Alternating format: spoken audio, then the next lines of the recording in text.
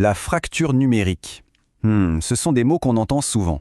Et on pense savoir ce que ça veut dire. En gros, c'est une question d'accès à l'Internet. Sauf que, et si ce n'était que la partie visible de l'iceberg?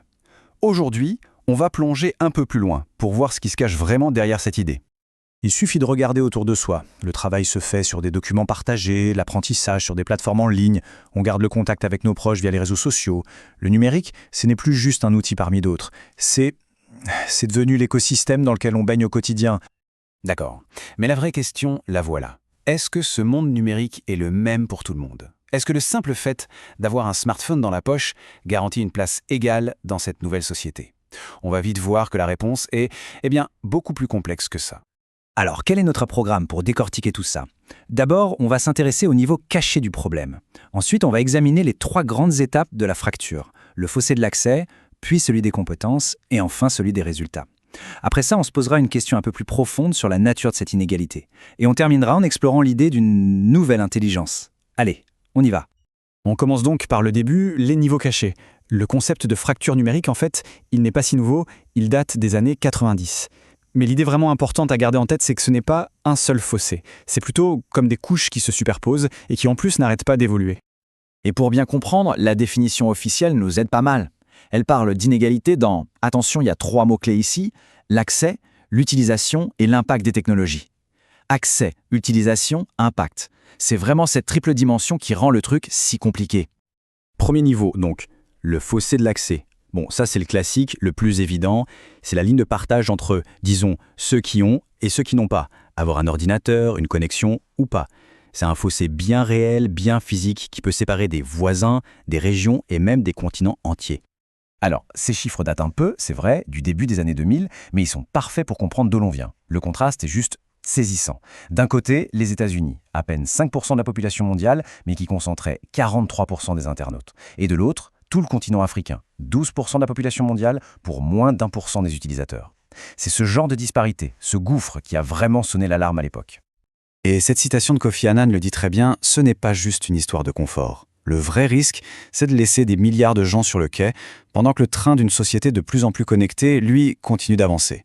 Ça crée de fait des citoyens de seconde zone à l'échelle mondiale. Sauf que voilà, donner un ordinateur et une connexion à tout le monde, ce n'est que la première étape. Et c'est là qu'on arrive au deuxième niveau de la fracture, un niveau beaucoup plus subtil, celui des compétences. Parce que c'est bien beau d'être connecté, mais après, on en fait quoi? Et regardez ce chiffre, il est assez parlant.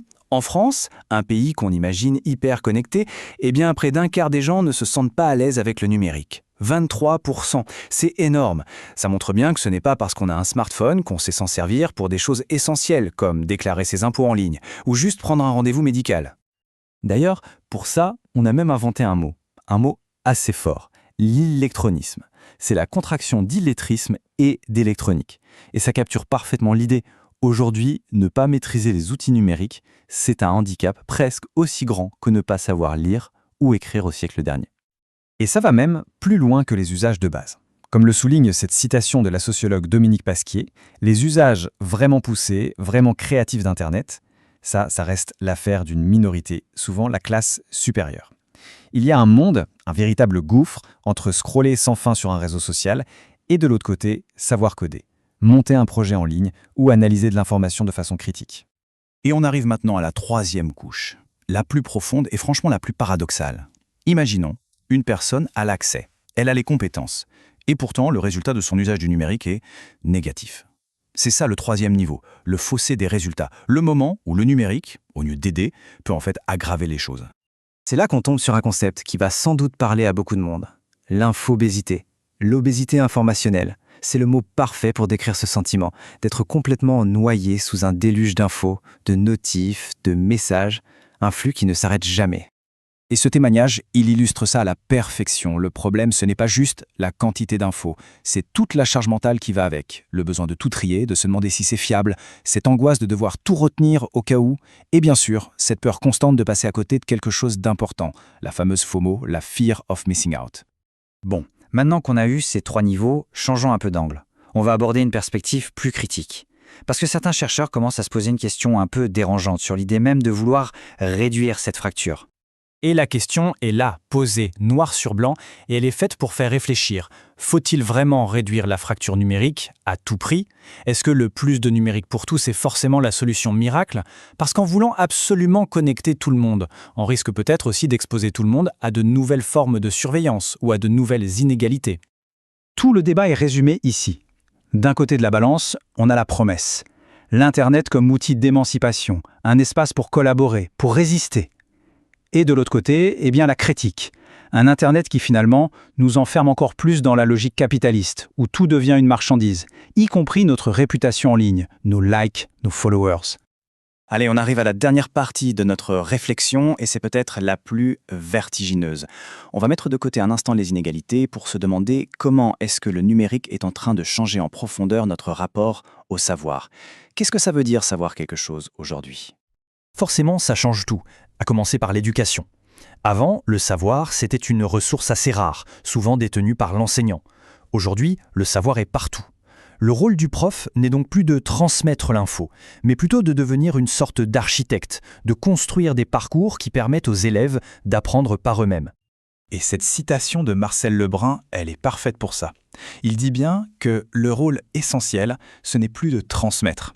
Avec le savoir accessible en un clic, le vrai enjeu, ce n'est plus de stocker de l'information dans sa tête. Le vrai enjeu, c'est d'apprendre à s'en servir, apprendre à collaborer, à avoir un esprit critique, à trouver des solutions. C'est ce qui amène le philosophe Michel Serres à cette formule, une formule assez géniale. Le numérique nous condamne à devenir intelligents. C'est une condamnation dans le sens où l'on n'a plus le choix. On ne peut plus se contenter de mémoriser. On est obligé d'apprendre à réfléchir, à naviguer dans le chaos de l'info, à questionner. Le savoir n'est plus une destination, c'est le point de départ. Ce qui nous laisse avec la question finale, celle qui résume tout. Est-ce qu'on devient plus intelligent ou juste plus connecté ? La réponse, évidemment, personne ne l'a. Mais c'est peut-être ça la véritable fracture numérique de l'avenir. Elle ne sera plus entre ceux qui ont accès ou non, mais entre celles et ceux qui utilisent ces outils pour aiguiser leurs pensées et les autres qui se laissent penser par les outils.